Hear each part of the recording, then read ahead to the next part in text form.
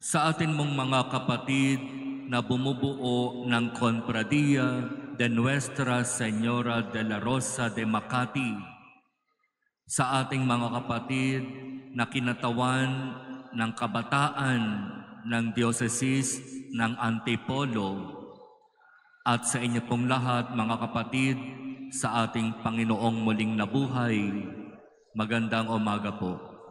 Magandang umaga, Father. Ngayon ay unang linggo ng buwan ng Marso, ikawalong linggo sa karaniwang panahon. Ang misa ay alay natin bilang misa pamamaalam para sa ating mahal na Birhen, Nuestra Señora de la Rosa de Makati, na namalagi dito sa atin sa loob ng halos isang linggo at nakasama natin sa ating First Saturday procession kahapon. Sa ating pagninilay, napakagandang balikan itong narinig natin mula sa ating ebanghelyo. Sinasabi dito, maaari bang maging taga-akay ng bulag ang isa ring bulag? At kapag pakikinggan at pagninilayan nating mabuti ang mga salitang ito, napaka-imposible naman talagang mangyari. Bulag, aakayin ang kapwa bulag? Pero ano ang ibig sabihin nito?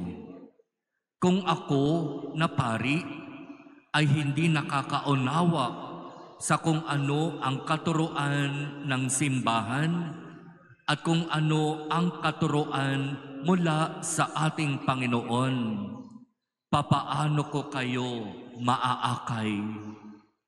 Napakahirap kong maging taga-akay patungo sa ating Panginoon kung hindi ko naman kilala ang ating Panginoon. Napakahirap ko kayong ikumbinsi na lumapit sa ating Panginoon kung ako mismo hindi naman lumalapit sa ating Panginoon. Kaya ito ay isang napakagandang paalaala para sa ating lahat, para maging epektibo tayong tagapag-akay ng mga kapatid palapit sa ating Panginoon.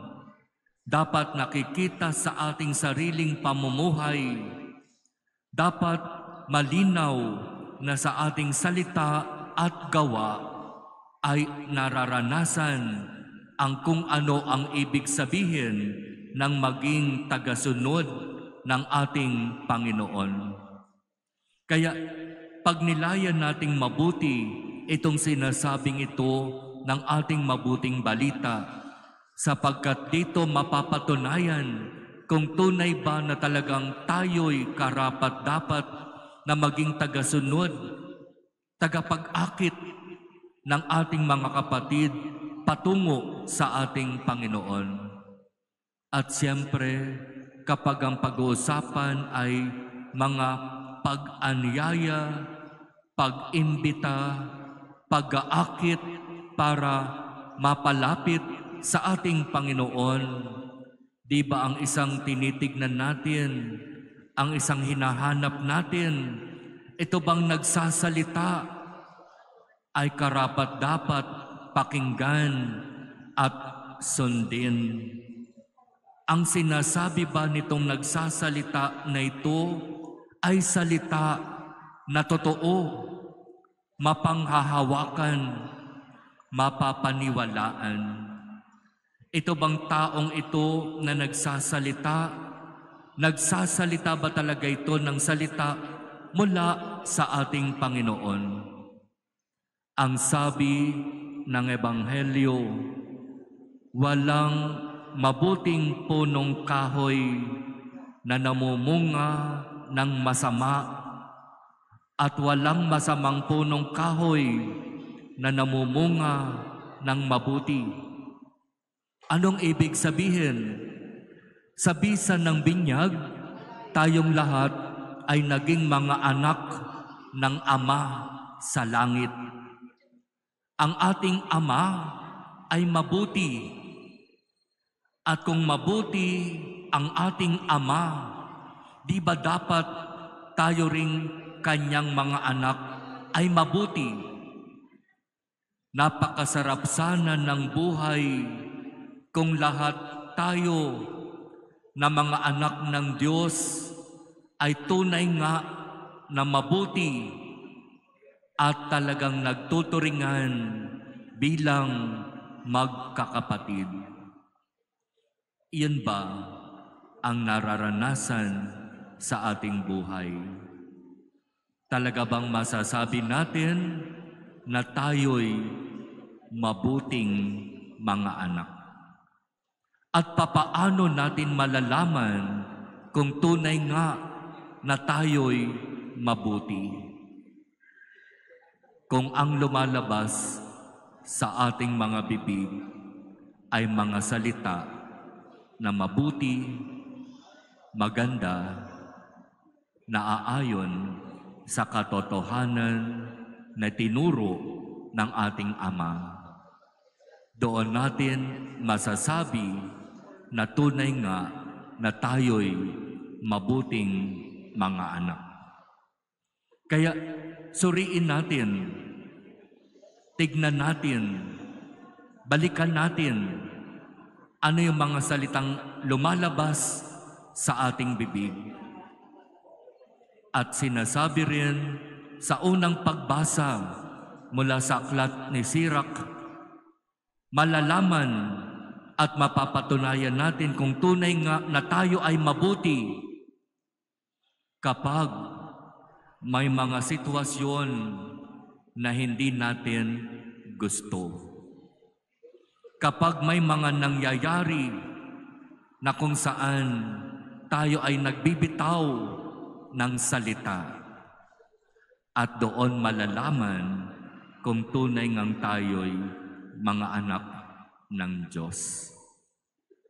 Mabuti, mapagkakatiwalaan, maaasahan na ang lalabas sa bibig ay mga salita mula sa Ama. Pero alam natin hindi ganon ang nangyayari, di po ba? Kapag iniharap tayo sa iba't ibang sitwasyon at uminit na yung ating ulo, mabuting salita pa rin ba ang lumalabas sa ating bibig?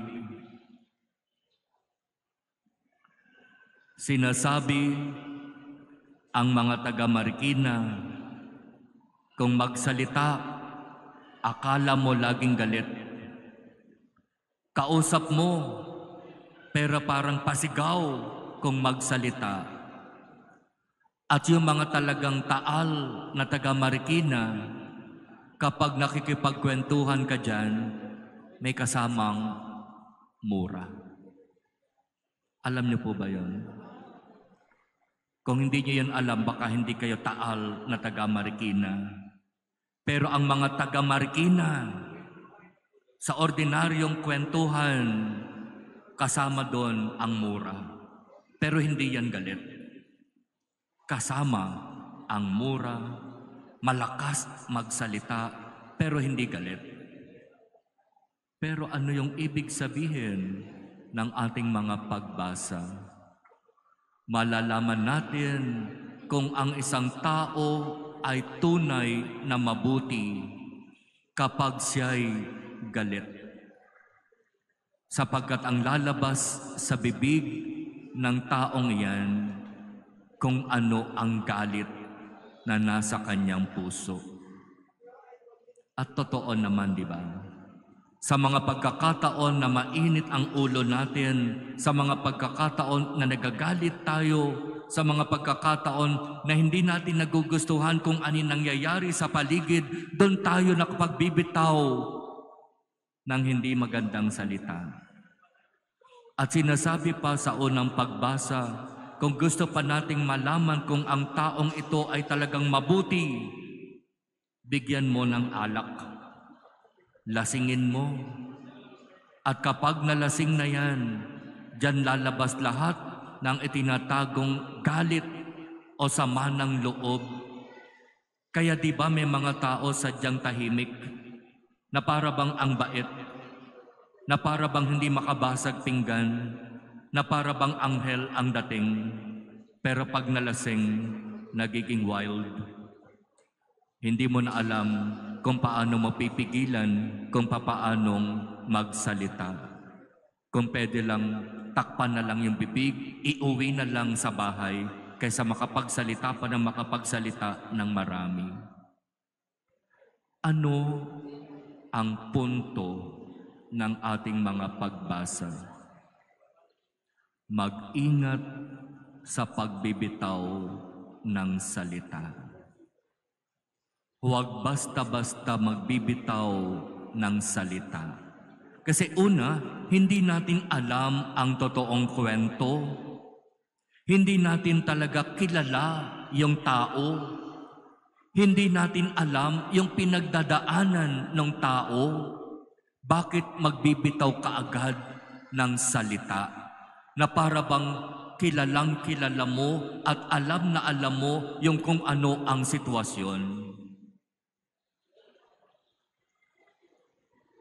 Iwasan ang hindi magagandang salita sapagkat tayo'y mga anak ng Diyos. At ang ating Diyos na kinikilala ay mabuti, kaya dapat din tayo na kanyang mga anak ay magsikap na maging mabuti.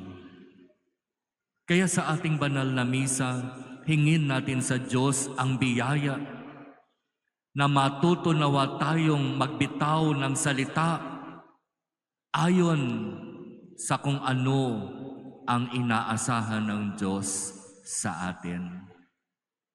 Huwag tayong pabigla-bigla, huwag tayong padalos-dalos, huwag tayong basta't makapagsalita lang nang hindi naman alam ang kung ano ang totoo.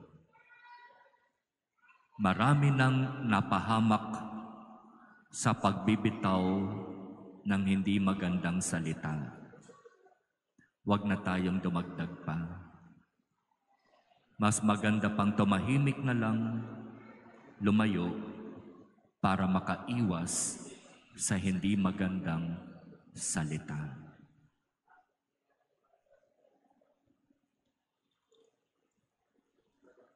Amen.